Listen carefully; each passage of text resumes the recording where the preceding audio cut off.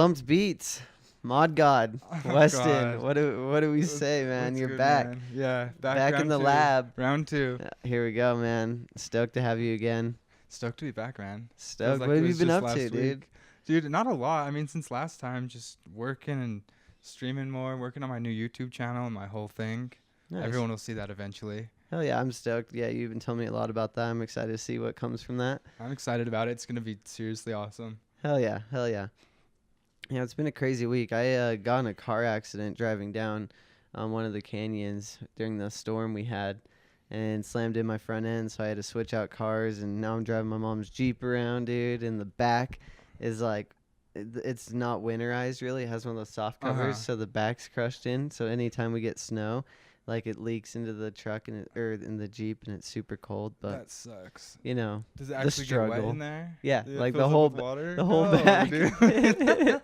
But it's a Jeep, so it's You chill. just pull one of the plugs under the floor mats. No, it's like it has like it's like an off-roading Jeep, so the whole the whole bottom floor is like rhino line. There's not even like mats in there, and then there's holes drilled out, so it's meant to like No, be okay. submerged, Yeah, you know. Okay. Well, at least it has that going for it, I guess.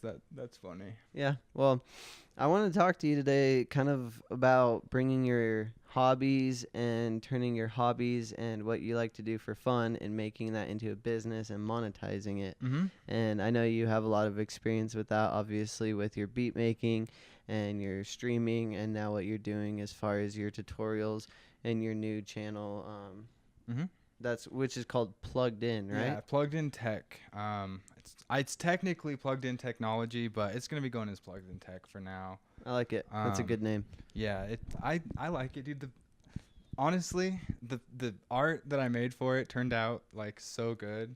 I'm not very good at Photoshop, but I love it's just a USB plug. I don't know. We'll put it in here somewhere or something. No, I saw it. It looks good. It's good.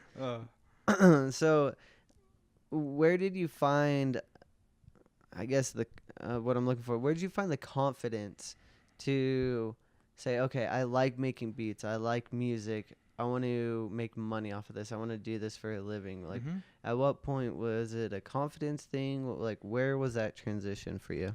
You know, it was the biggest part of that transition was I just really didn't like my job, to be honest. I started, it was fine for about a year. And then maybe like the second year in,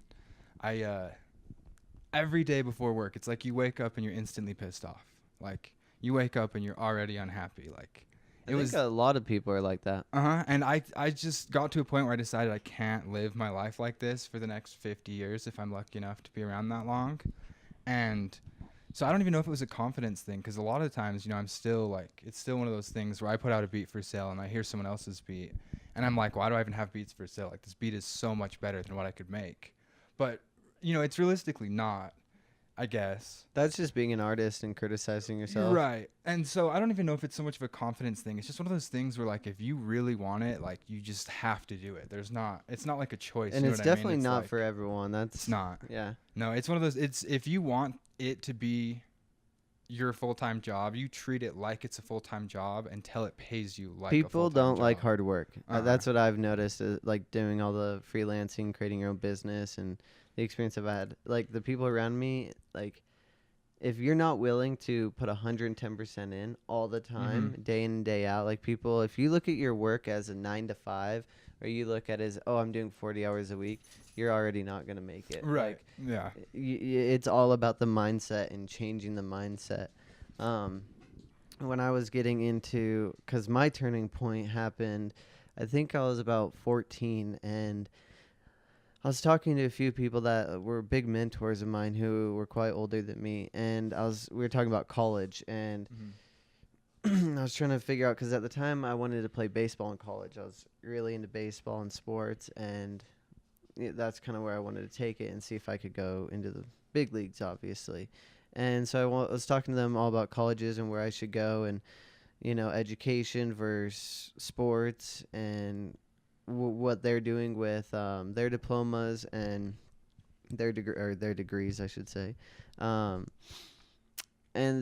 the answer that I got from a lot of people were that they weren't really using their degrees, and they weren't necessarily. I'm trying to think where I'm trying to go with this, because it's a touchy subject. I think I know what you're kind of saying. So like, for example, I guess my mom, she went to college for 6 years, and she got a high-paying job, worked there for 40 years until she retired. And her big thing was that she never used anything in the workforce that she learned in college. She just used college to get the job.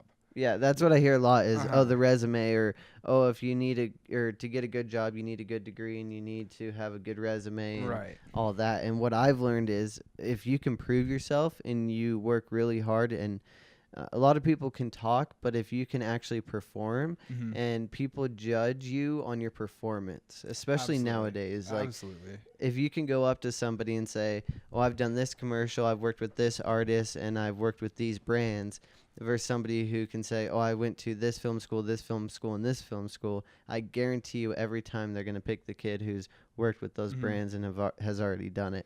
Mm-hmm. And that's not to say that, because don't get me wrong, like school's good if you don't have School, the way I look at it is if you want to be a doctor or if you want to be an engineer, then you have to go to school. Like you can't, 100%, yeah. But I think pretty much anything short of that, if you work hard enough, you can just do it on your own. Like you can go to school to be an audio engineer, and half the people I've talked to that have gone to school to be audio engineers aren't nearly as good as the people that just loved it and they did it in their basement for years. Well, You know what I mean? and this isn't to like doubt or like get at anyone who's going to No. college by any means, because the college is really good for people who can. If that's your learning process, then that's your learning process. And if that's how you learn best, then whatever you learn best is probably the best route to take. It's a good social platform. It's good to meet people. You can, meet connections that you can use after college, and you can meet with like-minded people that you can create companies with after college. Yes. But I do think the majority of people who go to college, when they graduate high school, they're looking for that next thing, right? Yeah. They need to fill it with something. They feel like, okay, what's my next step? Like, I Mhm. need to have a purpose. So they go to college, and they're not taking college seriously. They're partying. They're not taking in the education part, right? That's exactly what I did. And that's what a lot of people do, especially if college is paid for them. Now, if they're Yeah. paying for themselves, it's sometimes taken a little bit differently, right? Of course. And I think that's with everything. When you pay for something, you treat it better, and Right. yeah, you take care of it more. So with college, I mean, A lot of people do it on autopilot mode. They graduate high school, they go to college, they get a job just because that's what everyone else does. And well, not to mention after college, people think it's going to be a breeze. They think, oh, I got this right here. I should just go in and get a really good job, and they're going to accept me for that job because I have this. And it's like, maybe. not really, though, Yeah, because but- most of what I've learned is you need to prove yourself from the skill set you've learned in college. And if you're not willing to go put in the work and cast bread on the water, nobody's going to even look at you. So I kind of noticed this at a really young age when I was talking to these people. And there's a pattern in everybody I was talking to. And some of the most successful people I was talking to didn't even look at college, didn't even go to college. They just went right into working right out of high school. Mhm.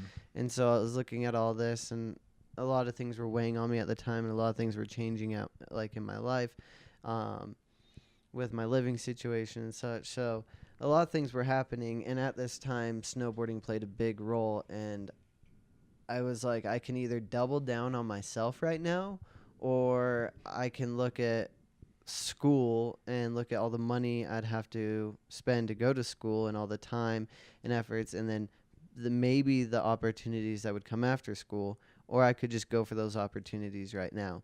And I remember one story that stuck out to me, and I won't mention his name, but it's this gentleman who does a lot of lighting for like the EDC concerts and like a lot of big rave concerts. And I was like, how'd you get into that? Like, where'd you get that job? Blah, blah, blah. And he goes, to be honest, I lied. And I was like, what do you mean?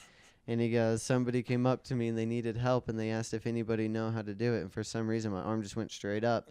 And they said, okay, come That's help us. funny. And he was YouTubing it as he was fixing it, and he ended up getting it fixed. And then every project after that, he was learning as he went. But in his off time, he was studying, and he was, meeting with other people, learning a lot. And then he ended up working this really cool job.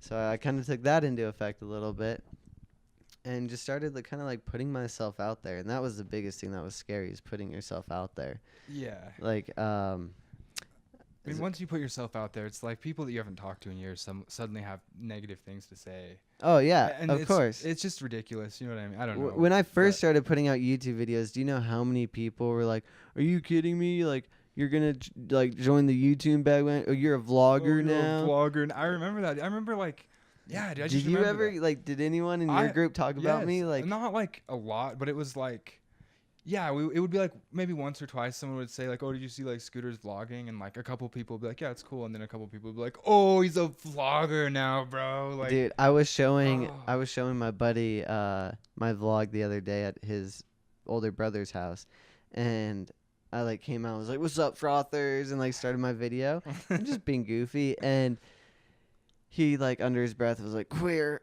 And I was just like kind of gave him that look, and that was pure motivation for me. That's something I want to talk about though, is when you receive negative feedback from somebody, it's all about perspective, right? Like life is all about perspective. And when I get negative feedback from somebody, if they're making fun of my videos or what I'm doing, even this podcast, like to me it's like, okay, I want to go make 5 more podcasts. I want to go make 5 more videos. Like I want to triple down on that.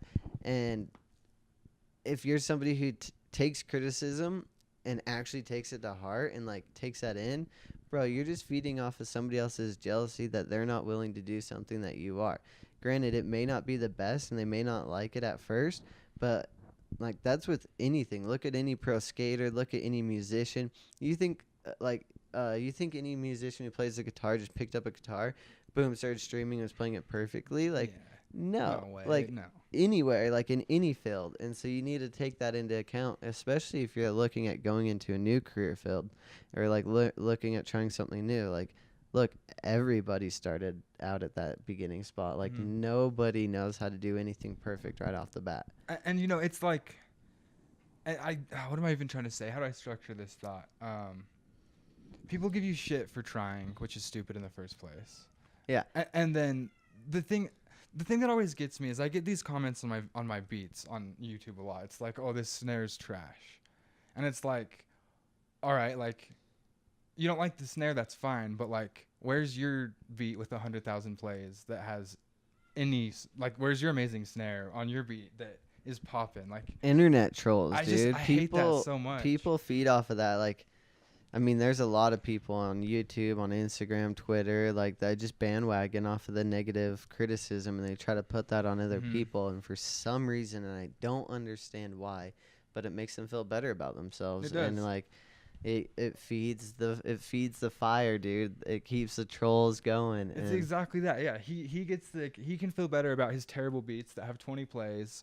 Because he knew, even if his beats had 2 million and yours had 20 plays, and he was trash talking you, it's like it's even worse at that point. But yeah. But I mean, they get their little satisfaction out of knowing that like they got me to react because they're jealous or something or just whatever it is. Did you react? I reacted bad to that one. I'm not gonna lie. No. So it was, dude, I reacted kind of poorly to that, and then I deleted the whole thread maybe like 5 minutes later. Classic. So okay. I literally think I said something along the lines of like, where's your fire ass snares, like, bro? Like, do you know how many times I've like typed things in to respond to somebody and then just like let it out, type it out, and then hit the delete and like watch it delete. I had to have I don't know. So I don't know if you've ever talked to Kerosene. Have you? Okay, so he's my boy. He's from Jamaica. All right. He makes amazing music, but he's like, he responded to a couple of troll comments on one of my videos one time, just raging at people, and I had to shoot him a phone call, like, dude, like we can't talk. We can't let these people like get us angry. You can't. Like, yeah, because then they'll continue. They'll troll it, dude. And then since then I think he realized a little bit, like, yeah, that's probably not the move. And he doesn't do that anymore, and he deleted everything. So doesn't help the situation. No. Oh man, that's funny. Yeah, internet trolls. That's a thing. That's a 2019 thing for sure. It's out of hand. What I can't stand is when you're when you're talking to people about either selling your beats or selling your videos or whatever you're doing, music to, I mean, anything, right? Being a massage therapist or whatever, and you tell them like how much you charge, and then they like criticize you on like, oh, you're like I can go get cheaper elsewhere. Like you see it a lot right now in photography and I'm videography. sure. Oh my God, everybody thinking that they're the next big thing with the iPhones. And do you know how many people I like they'll ask me to quote them a job and I'll tell them the number and they go, "Oh, I can get it cheaper elsewhere." Like, "Oh, my cousin can do it cheaper." And it's like, "Then go get it done Yeah. by your cousin." Yeah. Like, don't Go come to there. me, look at my work, say I want your work, and then I tell you my price, and then you tell me you can get it cheaper elsewhere.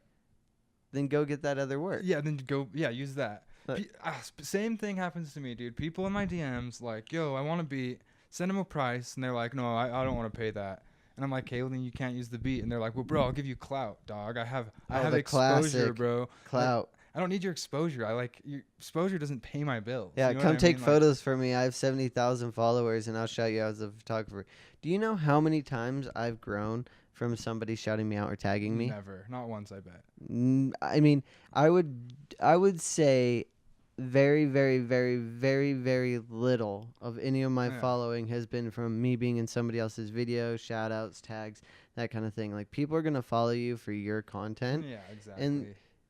I mean, granted, they may land on your page and they may like You might get a couple. you might get a residual couple like followers that like your stumbles, but stuff. I've been shouted out on like some big follower, like some Mhm. big people who have following, and it's not like people are so like, oh, if I got that one shout out, or oh, he has that following because he works with him. It's like that's not necessarily the case. Like from Mm. what I've found, like granted, sometimes. There's times if it's like a collaboration project where it's like 50-50 and it's obvious, then maybe you can get some residual.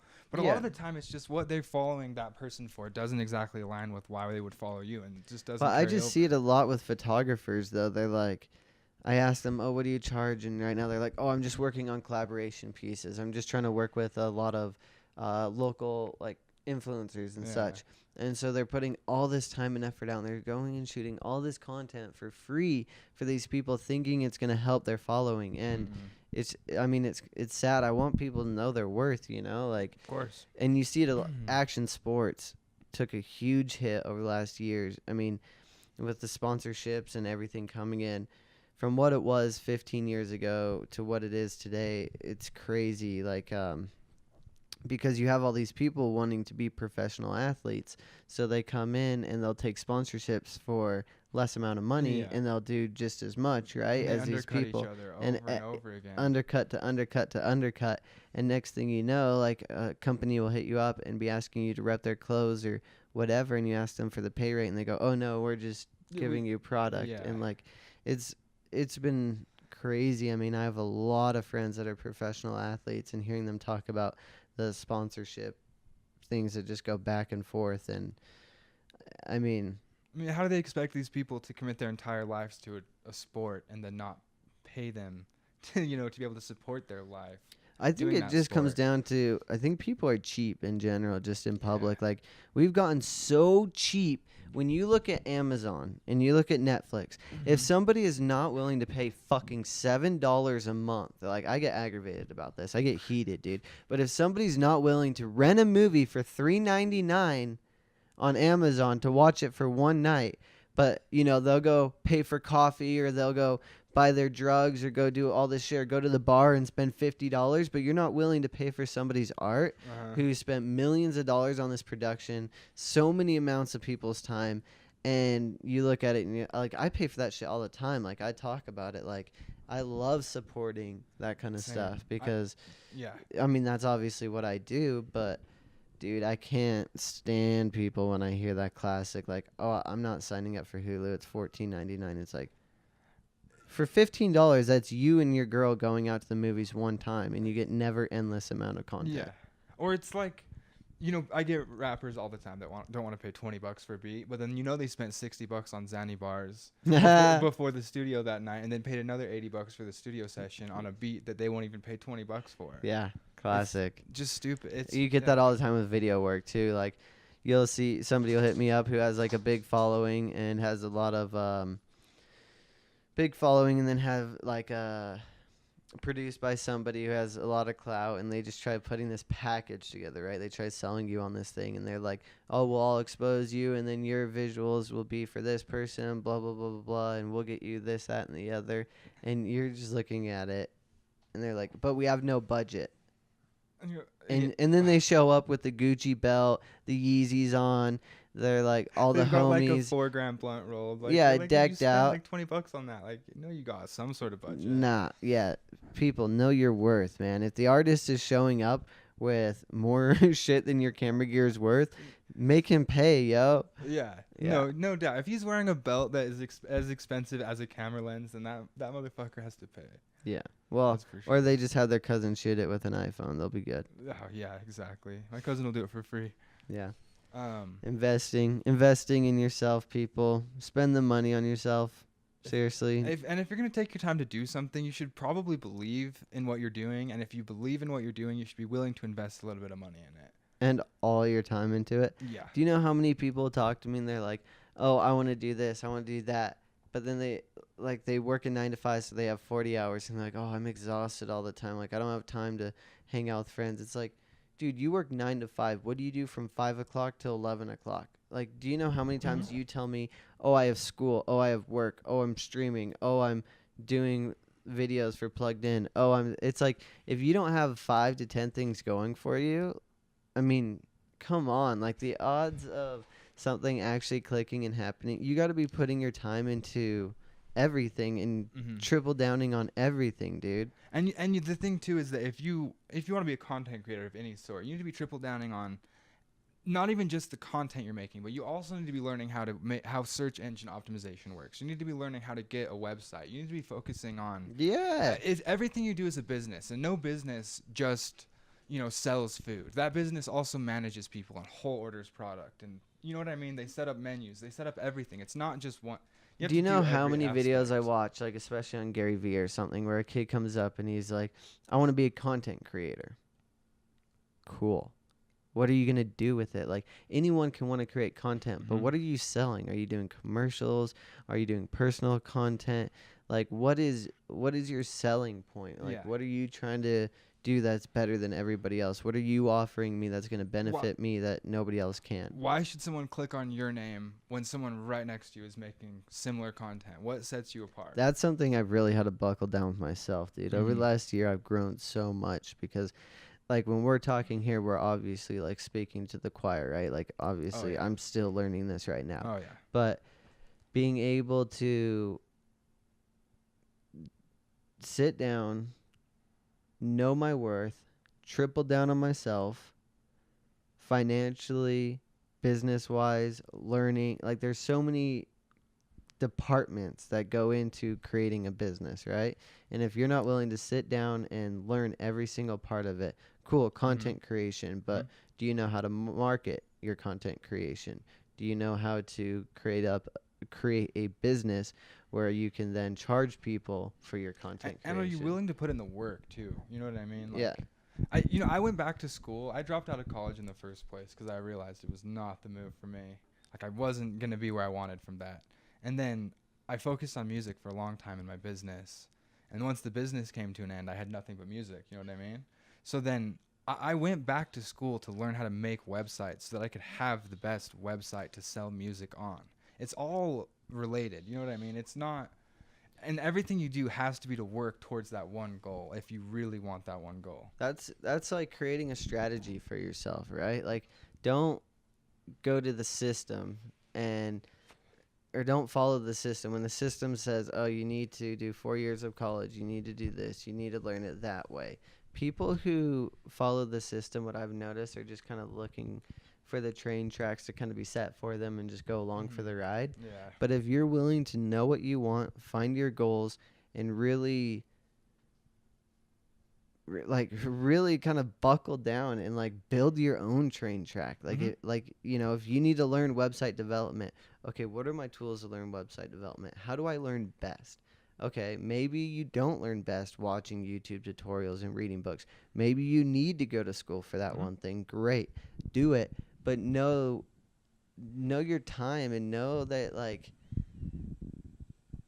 don't be afraid to, like, risk it and maybe not do something because that's not how everyone else is doing it. Right. You Yeah. know what No, I'm there's saying? 100 ways to get kinda from rambling. point A to point B. But I know what you're saying though, because like I said, there's 100 ways from point A to point B, and one might be technically the shortest and the easiest, and a lot of people are gonna pick that one because it's the shortest and the easiest. But it doesn't mean it's the best. You know what I mean? Yeah. Like a lot of times, going back and forth before you get there is the way to go, because then you've established so much more. You've succeeded so much more. And what I've noticed is kind of when you take that kind of like, I guess a freelance approach, so to Mhm. speak, but when you kind of just dive into it and you're kind of just like, okay, I want to do this. What's my next step? And so you figure out what you don't know, and then you go figure out how to learn it. And then the people you meet while you're learning it, and then you go figure out the next thing, and then you go to the next thing, and you're meeting connections, and like what I've noticed is the jobs that I'm getting now.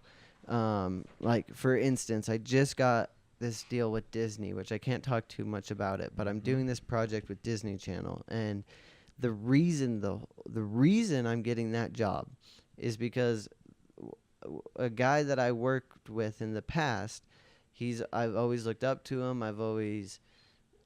He's a director. Like I've always asked him questions on Facebook, always messaged him on Instagram. He used to kind of know my family a little bit. He worked on a project with my sister way back in the day, but that's how I first met him. And over the years, I've just constantly stayed in contact, sent him some of my YouTube videos. Like his boys, he has 2 younger boys that are my age, and they've kind of followed my content and such. And just constantly putting myself out there over these years, instead of being in a classroom, but working on my own craft and, putting it out there, then circles back around and gets me this job. And from my opinion too, if say you went the other route and you just went to school and you learned everything you know now from school, you could still be as good as you are now. And I could still land that job, Maybe, but you would have none of the connections you have now. Yeah, and that's the biggest thing is, like, yeah, when people look at business, right? Like, really look at business and break it down, guys. it's all connections. You were reading my mind. Literally, Yeah. it's all connections. Literally, it's like, do people like you? Are they going to recommend you? Mm-hmm. Is your work good? Mm-hmm.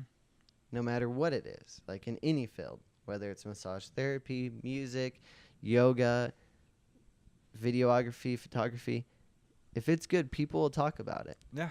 If it's a bakery shop, if it's a restaurant, if it's And if it's shoe bad, repair. and if it's bad, people will talk about it too. Probably even more so. Yeah, like I can't stress that enough. It's like people are so worried about, the marketing of their company or the look of their company, but reality is it's like what's the quality of what you're doing? And if that's good, the rest will follow. Mm-hmm. Mm-hmm.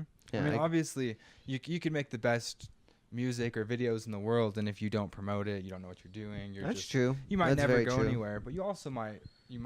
I mean, yeah, you could be the best skater in the world, but if you're not willing to put out video parts, you'll never get sponsorships. Yeah, then you're relying on a random pro skater who has the connections to I was make about you to say into a pro that skater, is just something that's finding so you. true, though, is like the amount of like times are changing. Mm-hmm. 20 years ago, you could be the best skater and you probably would be pro. Mm-hmm. But nowadays, there's a million best skaters. Oh yeah. There's a million best DJs. There's a million best videographers. So if you're not willing to learn all the skill sets and create a package deal, if you're trying to do the freelance one-off, if you want to go work for a company and you want to, I mean, this ties into working for a company too. But if you're not willing to learn everything and really dive into it, other people are. And so if you're willing just to be the best skater at the skate park, there's going to be a kid at the skate park who is willing to maybe know half as many tricks as you. Those half as many tricks that he's learning are going to be on the internet, are going to be tagged with sponsors, are going to be in video parts.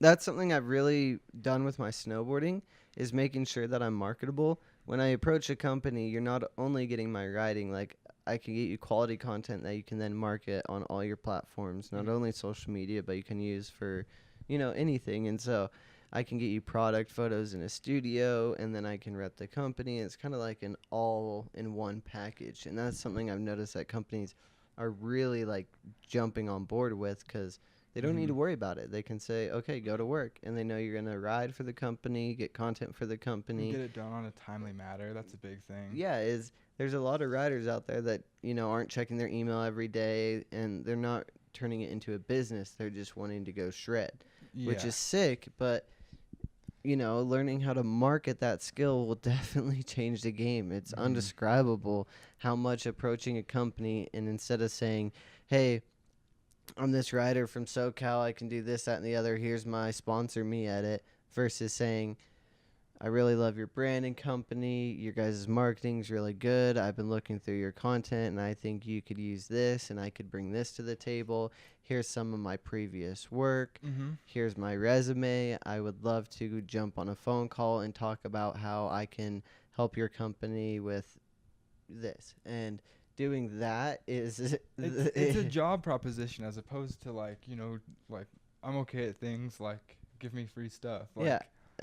And to look at other people who are killing it or who have a big following, and to think that they just got it by just creating cool content is stupid. Do not think that anybody who has a big following just got there by just making one-off videos. There's a business strategy to this. Like, people with sponsorships, or people who are touring, or people who are doing this, like, they have a team and they're creating a company, and they're selling something. And it's regardless of your persona too. I don't know if we got it in the last little bit, but like even if you want to be like the hardest, like scariest, like rapper, or you want to just be like the bummiest, like snowboarder, even if that's your style, you know what I mean? Those guys that are famous for that, like in real life, they're professionals. Like they know, you know what I mean? When they're in a meeting, they're professional. They're talking business. They're talking strategy, statistics, analytics. Like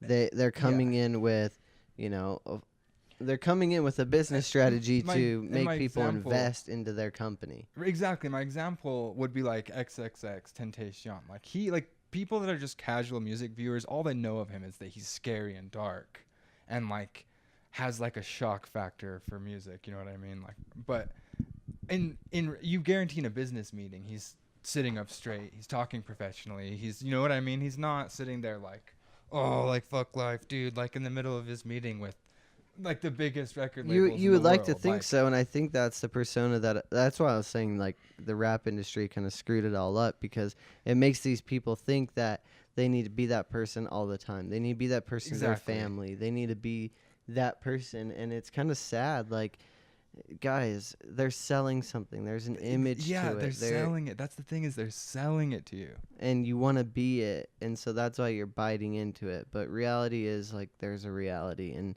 in reality, people don't necessarily respect like somebody who's, like, you see people who are drinking all the time on social media when they're on tour or something. You think when they're home they're doing that? Exactly. No, it's a persona. They're trying to, when they're home, like, Twitch is a good example of this. You like these people, like they're so hyped up, like, what's up guys, like constantly talking, like so much energy, like they're selling you on their Twitch stream. They're selling you on their ability to make something entertaining. That's not who they are. It's entertainment. Exactly. And maybe sometimes there's people that are really like that somehow are still successful or whatever. But like, yeah. But let's flip that. Let's flip that into a strategy, right? Exactly. It's entertainment. So if you're looking at your own brand and you're like, oh, I'm stuck. Like, how can I market it? It's like, okay, flip it? How can I be entertaining? Because if you're entertaining, there's a way to monetize that and make money off of it if you can sell that. So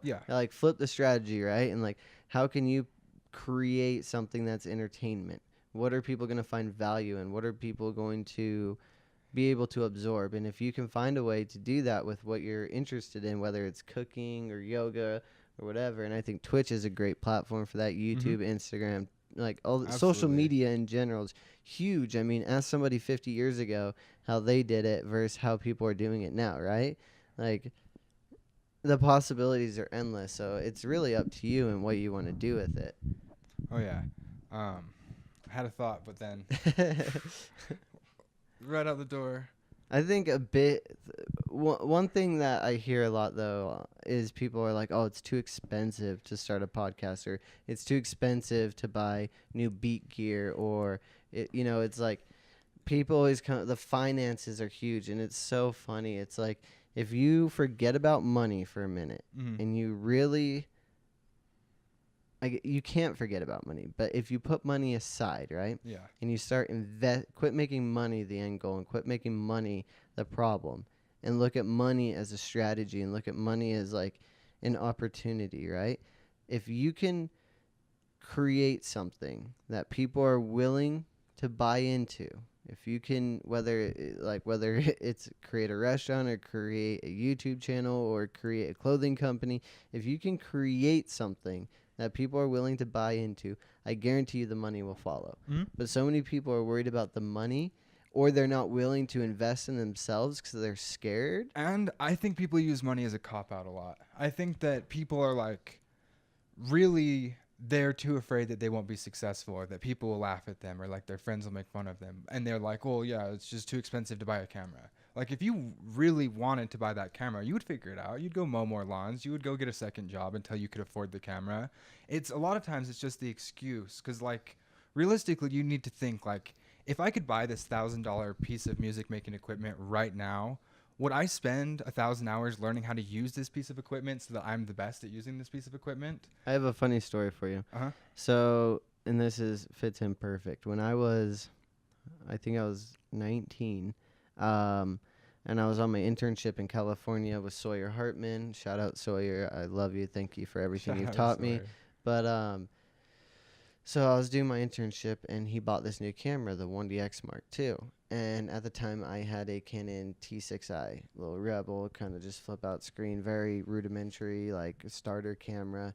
And I was out there on my internship, and I was seeing all the things that this camera could do. And I was like, I literally had no clue about this camera.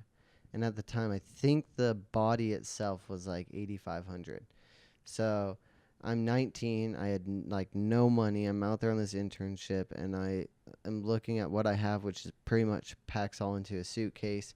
And I looked at it, and I go, I need that camera. So I started looking up how to get small business loans. I was like on it. I was like, I know if I had this camera, I know. And then I stopped myself for a second, and I was like, okay, I like there's not an easy way out, right? No one's just gonna get me this camera. I was like, I need to create something that's gonna get me this camera. So I was like, I can do headshots. So Sawyer taught me how to do headshots, which I was in California, so actors, models, it was huge, right? So Sawyer really taught me the correct lenses to use. He let me borrow his cameras and literally take his equipment and go out into the streets and shoot headshots for people. So I learned Photoshop. I watched a bunch of YouTube tutorials, and I created a little like banner or whatever to like sell it on, Mhm. and with all my price points. And I took a bunch of free headshots of people I knew already in California to kind of show my work. And I went out and I sold headshots. And if so I create this strategy, and I go out and I sell this, and it starts making some money. And I was like, okay, now I have kind of like a platform, right, that I, like is making money. So luckily enough, and I know not everybody has this, but when people say like, oh, money's not out there, you can't find money, that's the wrong answer. There's so much money out there. You just need to find a way to strategize it and to like market it to where people will buy into things. Mhm. So I took this strategy, and I went to my father and I said, look, I'm taking headshots. It's making some money. I'm out here in California. Like, Sawyer's teaching me a lot. I really want to take my videos to the next level, do more commercials. And so I kind of did the same thing that I did with headshots, and I did it for commercials. And I ended up booking 2 commercials for the following month, in which both were pretty good commercials, like a good chunk of change. So then I'm approaching my dad with my business strategy, and I had it laid out in a 6-month plan of, all right, this is how I'm going to promote my headshots, my commercials, and all this stuff. And I said, will you be willing to loan me 10 grand over the next 6 months for me to buy this camera? And then I wanted to get 2 lenses with it, the 1DX2 lenses, and which I didn't account for SD cards, batteries, and a case, which ended up coming out of Expensive. my account, which ended up just flushing me. So here I am, just like completely broke with this, like pretty much like $11,000 worth of gear, and I'm just like, did I fuck up? Like I'm like shaking at this point, dude. I'm Yeah, like, oh I'm my sure. god, like what do I do? And then with that purchase of that camera, the quality of content that I was creating, the amount of things I learned by just diving into something I had no clue about. This camera was way fucking smarter than I was. But I just watched tutorials on tutorials on tutorials on tutorials night after night. Dude, I'm telling you, like probably 30 hours of tutorials, Mm-hmm. asking Sawyer endless amount of questions. Obviously, I used his quite a few times, so I knew roughly around the camera, but it was pretty complex from what I was used to. So I dive into this thing and I'm creating this really cool content. And then I start getting jobs after jobs and people are really liking it. And then people were noticing my camera when I was shooting on the street and they were like, hey, like, what do you do? And I'd introduce myself. And then my selling point came out where the business side of it came in.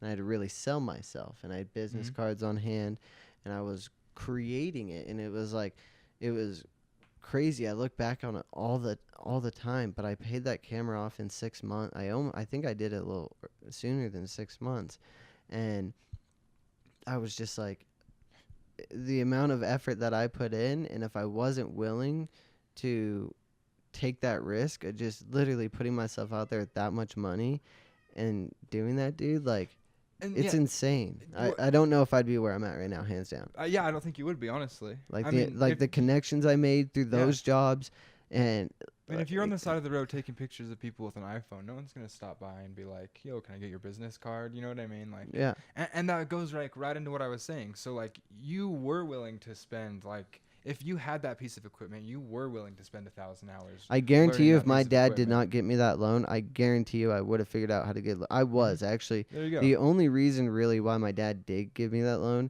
is he was afraid I was gonna like create an LLC and do a small business loan and get myself into like Yeah, get some in crazy trouble. debt and some trouble or whatever. Yeah. So he was like, kind of he really like took one out for me and like helped me out, but I would have found a way around it. So by no means, like I hear people all the time, like, you know, it's just like excuse after excuse. But like, there's money out there. People Yeah. will buy into it. If you can find a way to do something, people will buy into it. I guarantee you.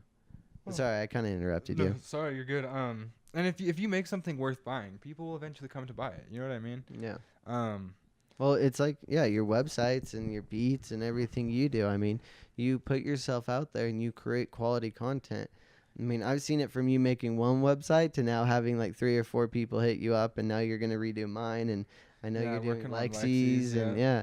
So it's, I mean, same thing, dude. It's the same, you know, and literally, it even gets down to like just like straight up, you know, like cold calling people, just sending emails like, hey, I saw that your website looks kind of dated, like I could help you make it look more 2019. You know what I mean? And I've gotten a little bit of work that way, like I know what you mean, dude. like People joke around, and Lexi will tell you firsthand, and the amount of, and obviously work balance and everything, but it's kind of unhealthy the amount of time I spend. But I'm not kidding you, dude. I will spend 5, 6 hours on Instagram messaging companies to mhm. if I showed you my Instagram messages right now, you would kind of think I'm a little weird. But I will non-stop, dude, just message Instagram companies to people, to anything and everything, dude. I'll go through like a bunch of stuff on company. Like I do everything I can to get freelance jobs. Like Uh-huh. it's insane. Oh, The and amount it's a constant grind. like I couldn't even like stress it enough, the amount of like putting yourself out there and casting bread on the water. You can never do enough until you're booked out years in advance. I don't think you should ever stop that No. type of grind. No, definitely not. The just connections can always be made no matter where you are. Like I've literally gotten whole like mixtapes made off of just like meeting people like downtown at work or something, and I'm just like, yeah, I make beats, like here's my name, and then they email me, and then all of a sudden, you know, I've sold them 5 beats. Like I called my dad 2 days ago and I was like, "What are you doing?" He's like, "Oh, I'm at the Sandy Expo Center. It's the outdoor rec one or whatever." So I was like, "Oh, cool." First thing in my mind, I ran home, grabbed a bunch of business cards. Yep. I went there and I went booth to booth on all these people trying to sell people a bunch of outdoor equipment. But the thing is that most people don't realize is you got to look at the market. And if I'm sitting there or messaging on Instagram a bunch of companies with 100,000 followers with a really cool profile, they already got it figured out. Yeah. But if I go to companies at an expo who are not yet established, when normally the CEO is normally there selling the stuff, Exactly. you can meet the owner of the company, you can shake his hand, you can show him your work, and you can sell him on something. And 9 times out of 10, none of those booths have a video going on a TV there. And so I'm like, I would love to create you a video that how you could present it. And I sell this whole pitch. I handed out like 50 business cards. I do that every time they come into town. But that's something like, most people don't look at it like that. But you got to look, like most people just see the end result. They see these people that they're following and they're like, oh, he's working with T-Mobile. I want to message T-Mobile. Yeah, and it's like, you don't message T-Mobile. You message, the smaller ones and build up until finally T-Mobile messages you. Yeah. We were actually kind of just talking about that, about music videos. I was like, I want to do more music videos with better people. Like, the problem is like, to do a really good music video, you need a really good song. Like you do. You need to keep people entertained. It needs to have a hook. It needs to be like, it needs to catch people, right? Yeah, it needs to have that thing. And then the visuals just like take it that extra mile. And that's been my biggest issue with trying to create music videos. And I've done a few. But yeah. It's one of those things. I need to put myself out there with more people. I need to work with not as big artists. Exactly. For the bigger artists to see me. So I need to kind of humble myself because those bigger artists like look at smaller artists. They do. Like we do. Like I was about to say, that's with any industry. If you're not watching the people better than you and the people worse than you, you need to know where you are and where you need to get your skill set in any industry. So yeah, I mean, of course the bigger people are watching the smaller people. It's how the bigger people stay on top. Man, what do we even transition to from there? I don't know. Kind of what we were on earlier, back with like Twitch and YouTube and everything. One thing that I've seen a lot more of lately, and I don't know if it's because I'm more exposed as of late or if it's just because it's happening more, but I think we talked about this last podcast too. It's like if you're going to go out on the internet and say you're going to subscribe to someone on Twitch, or you're going to buy, a video, or you're going to pay someone to do a video for you. It's like supporting the smaller guy that, I don't know, how am I trying to put this thought? That a lot of times, just by supporting some people that aren't the biggest of the biggest, you'll end up benefiting a lot from that. Because the person that is the biggest time person ever doesn't need you for anything. And I, like, with beats specifically, if I'm going to take the time to send out a bunch of beat packs, I don't even bother sending them to, like, anyone that's signed by like any big record label. Really? I would kind of think differently a little bit. I see, and I don't think so, because those people have 10,000 producers they've worked with in the past that they know do good work. You know what I mean? And that's true though. So yeah, I don't know, for cutting your way in, I don't know where I'm going with this thought, but no, I see it though. It's like it's hard to articulate. No, well, it's kind of like being humble about where you are in the industry too. Yeah. Because it's like, if I'm trying to get a collab with somebody, if I'm reaching out to somebody with 500,000 subscribers, they're probably not even going to look at my email. But if I reach out to somebody with 100,000 subscribers, there's a possibility that we could be working together. So knowing where you are in the industry and where kind of like you fall and know where you're going to get the best traction, I mean, that's just like business, like being aware of your... And I think that is something that a lot of people fail at, though, because I talk to a lot of producers, and a lot of them are like, yo, dude, I've sent hundreds of beat packs to people, and I haven't gotten one email back. And I'm like, okay, well, are those 100 people, do they all have 500,000? Or do those all 100 people have 10,000? And not even joking, I ask them, who are you sending beats to? Oh, dude, I'm sending beats to Drake, Lil Wayne. Like, I'm like, dude, you can't send... Like, you don't reach out to artists as big as, like, Drake. You know what I mean? Like, I see that. Yeah, okay. They're never gonna work with you because they know who they work with. Their formulas already work. They're not gonna switch up what they're doing. You know what I mean? Yeah. You know what makes me happy? Seeing videos on the internet of like people like Gary Vee and all these, like, I like that there's an awakening of being kind of aware of your worth. Yeah. I think it's kind of happening with our school systems. I think kind of a vision that I've had with school is it's going to turn less into universities and more into like special. I don't know, Specialized fields. like specialized fields. Yeah. Like It's already doing that. I mean, there's a it- lot more people these days that are going to trade schools to learn how to weld, and you know what I mean. Yeah, It's like if you want instead to be a of- welder, you could go get a degree, but why? Like, and just I learn how really to think that's weld. kind of where it's going with the whole school system and I agree. people being able to find knowledge online and knowing that they can do it themselves. I think that's kind of becoming more of a thing, and there's this huge awakening that's happening, and I love seeing the trends on the internet. I love seeing, the influencers come out and like I love that we're talking about this right now. Like, we're not there at the end goal. We're in the journey right now. Mhm. We're talking about what we're learning as we're going. Like, by no means are we professionals about what we're talking about, but I think the fact that we're just talking about it and putting it out there and letting other people be aware of our journey and what we're going through, even if what we're saying doesn't apply to them 100%, if they can take from a little bit, I mean, If they take one sentence out of this entire podcast and it helps them better something about what they're doing or their life or how they're doing something, then that's exactly.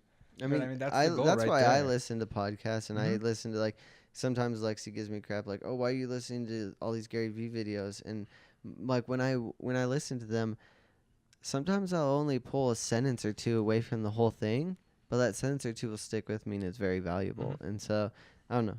I'm rambling, but I think that's really cool that we can share those things with people. Yeah, and it's cool, like the technology we have these days. I love being able to see the growth and progression of like creators. Like music is an easy one to look at. Like when you find someone, they have like 5,000 followers and you're like, wow, this song is really good for someone with only 5,000 followers.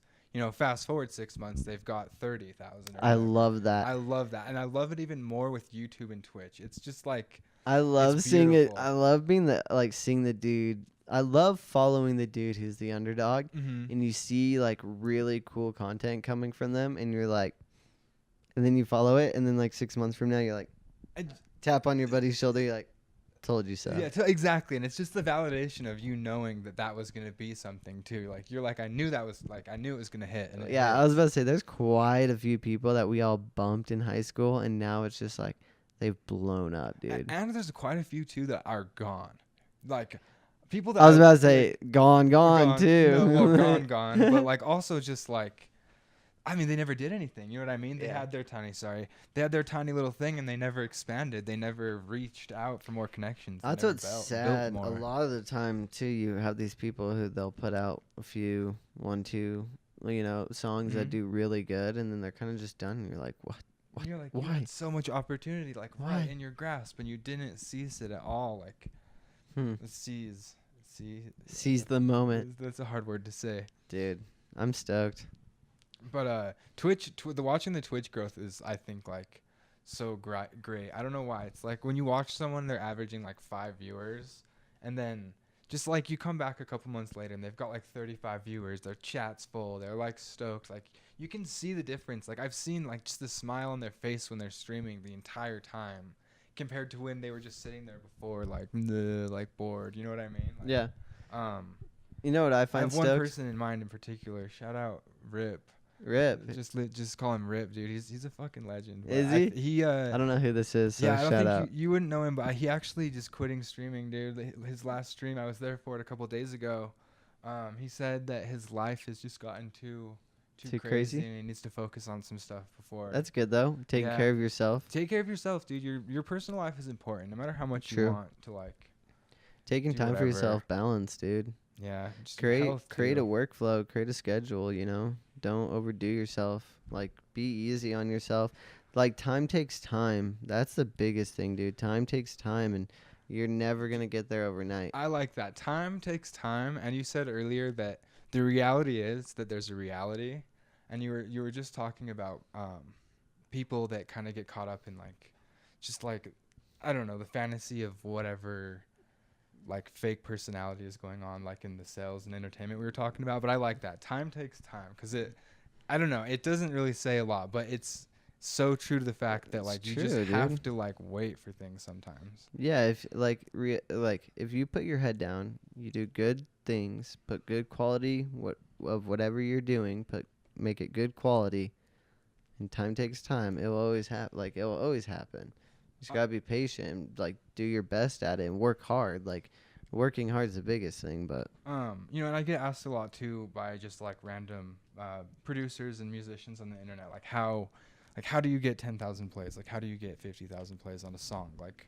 you know, I post my music and the most it ever does is like 1,000 plays or whatever, and I'm like, dude, you need like this song is 3 days old and you have 1,000 plays. Like you should be stoked on that. You know what I mean? Like, but they're you not looking actually at it said like something that. to me earlier. You were like, um, you're like some of my best work randomly has gotten the most views. Uh Like, huh. and so that's just like the idea of like you don't really Yeah. know what's gonna happen. Just put it out there and I see what happens. Exactly. Like, So, some of my favorite beats I've ever made were like they did like 7,000 plays in like 3 months, and I was like, oh, that's great. Like I'm stoked. I guess like that's more plays than I've ever done. Like, and then all of a sudden, like at the 6 month mark, they jumped up at like 10,000 more plays in like a couple weeks, and it's just like you never know. You know what I mean? It's yeah, just you time. don't. Yeah, I mean, yeah, time takes time, man. Yeah, everything takes time. Business takes time. Everything that we're talking about today, it just takes time, and it's doing everything consistently over the long period of time. That you'll see success. Hopefully, we'll see success. We're in the journey right now. Hopefully, yeah. Oh, Man, what's even going on? Uh, Workflow is something I wanted to talk more about. workflow. Workflow, because, you know, productivity in business, in anything you're doing is key. The more productive you are, the more you can get done in a day, the more you can put out, the more money you can make, the more views you can get. And something I learned with something I noticed with learning how to make beats was that the better my workflow got with making beats, the faster I could lay down creative ideas, and the easier it was for me to put down those sounds in my head that previous to that I was struggling to like, you know, not only make the sound but make it how I hear it in my head. Yeah. And just workflow with everything. I'm sure you can attest to getting better at video editing, and you know, now what would take you 10 hours you can probably do in half an hour. I mean, I feel like I keep shouting him out, but shout out Sawyer. He came up with this really cool thing that I saw on his Instagram, which I like clinged on to really quickly. But he takes this notebook and he lays it out day by day, and he does it a whole week. And just on the top there, he does all these different things he wants to get done throughout the day: work, eat healthy, and a timeline to it. And then he like scribbles it in when he gets it done. And so I saw that and I was like, oh, that's really cool. I'm going to try something similar. So as soon as I started applying that into my own life and like creating a schedule where I was writing out my days and everything I wanted to get done, I noticed that like the amount of stuff I could get done in like 3 days is what I was doing in a week previously. Because like I would always find myself, I'd work for an hour editing and then I'd be like, oh, I could go play video games for an hour. And or, you know, like, it'd start out as like, oh, I could go play one game, and then I'd get into 3, 4. Next thing you know, I was playing for an hour, and so as soon as I started like saying, okay, no video games after 7 or until 7 o'clock and later, and then my editing goes until 5. I was noticing that okay, until 5 until 7, I have 2 hours to cook a nice dinner, hang out with my girlfriend, and like I was noticing that just even like for my relationship and just my life, like it just everything seemed a lot more smooth once I started, you know, building a little structure into it. Yeah. No, yeah, and exactly. It's just having a good, I guess, structure and workflow. It just helps. Like you said, you can get done in 3 days what takes you a week if you really like have a structure to it. And it. Like, sorry to interrupt No, you. you're good. Imagine going to school, Mhm. and instead of having all these classes, Mhm. they were all just kind of jumbled into one, and doing each lesson kind of into each other and periodically. Like that's what I was doing with my life. Yeah, exactly. I was doing a little editing, a little video games, a little this, a little emails, a little that, hard to focus on one topic and when get you're- it done. And so I was Yep. kind of just jumping around. And like, so if you look at even something as simple as school, like there's something to be learned there. Like having each class, having periods and breaks to get certain things done, and then look how much you can get done in a whole day. Like, it's pretty intense. It's pretty cool. Yeah, it's really crazy too how much you can get done when you really are trying. And it's so easy to waste a whole week playing video games and streaming and Dude, I've had power smoking weed. sessions where like a company will hit me up and then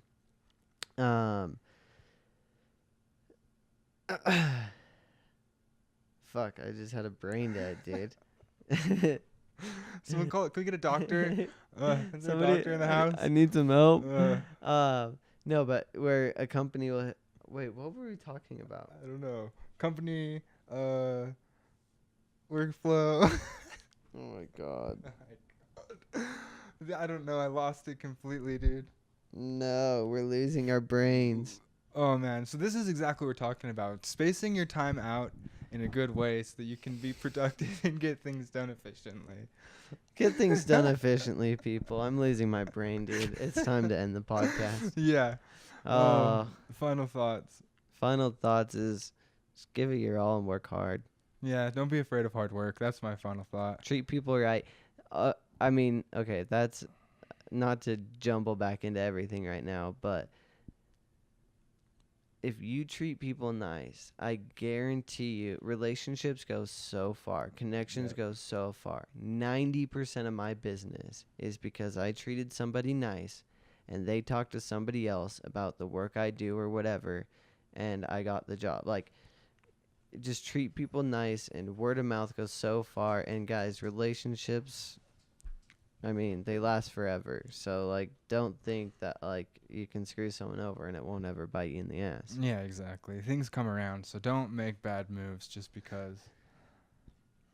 Life's a game of chess. Yeah. Mic drop. We Mic out. drop out.